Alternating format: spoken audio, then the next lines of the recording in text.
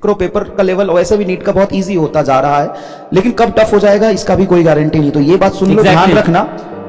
एक बहुत अच्छी बात बोली। हाँ मतलब देखो, पेपर 2016 में फिजिक्स का बहुत मुश्किल आया था। रोडोप के 2-3 सवाल थे कि फिजिक्स का भी 16 में, 17 में, 18 में पेपर मुश्किल थे। 3 साल पेपर आसान है, 3 साल फिर मुश्किल आएगा। तो ये कोई कह के नहीं गया है कि पेपर फिजिक्स का आसान ही आता है। हाँ 2020, 21, 22, 23 आसान था, लेकिन अगले साल सबसे मुश्किल फिजिक्स का पेपर हो सकता है और शायद होगा भी, मुझे ऐसा लग रहा है। पता नहीं क्यों, क्योंकि बायोलॉजी का पिछले साल मुश्किल था, टफ था। बायोलॉजी का पिछले साल टफ था, इस बार केमिस्ट्री का उन्होंने थोड़ा टफ पूछा, फिजिक्स का नंबर है।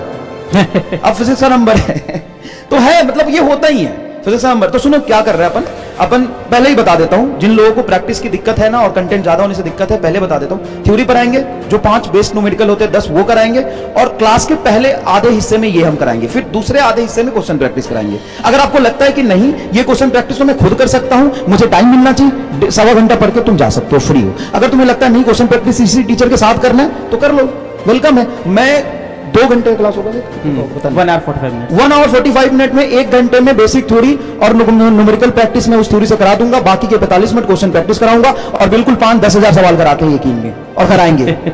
हाँ भाई 5-10 हजार कराते हैं, तभी तो 50 में से 50 सवाल ऐसे नहीं आ जाता है।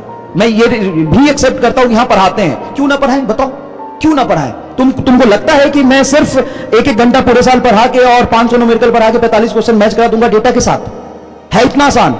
और तुम्हें लगता है कि तुम 500 न्यूमेरिकल करके फिजिक्स का तुम सेलेक्ट हो जाओगे?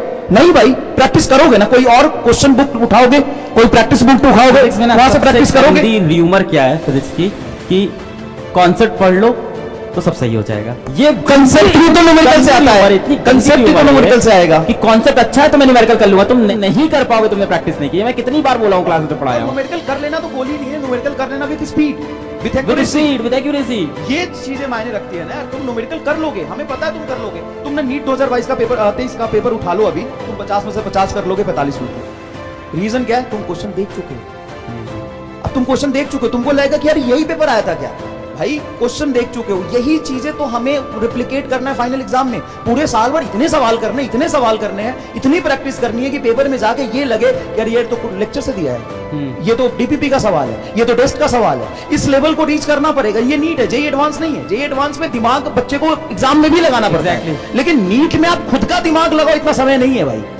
आपको 180 सवाल करने हैं, 180 करने होते हैं 3 घंटे 20 मिनट में, है ना? सवाल 200 होते हैं, लेकिन उस 180 सवाल को करने के लिए तुम्हें 45 सेकंड मिलता है, क्योंकि तुम्हें मार्क्स भी वो भी फिल करने होते हैं, ओएमआर भी फिल करना है, तुम्हें नाम पता भी लिखना है। 45 सेकंड में तुम सोच नहीं सकते हो, ये इतनी बुद्धि तो है नहीं, तुम भी जानते हो, ठीक है? तो सारे सवाल तुम्हें प्रैक्टिस करके जाना ही पड़ेगा। तो तुम हमारे साथ कर लो या हमारे बिना कर लो, प्रैक्टिस करना पड़ेगा।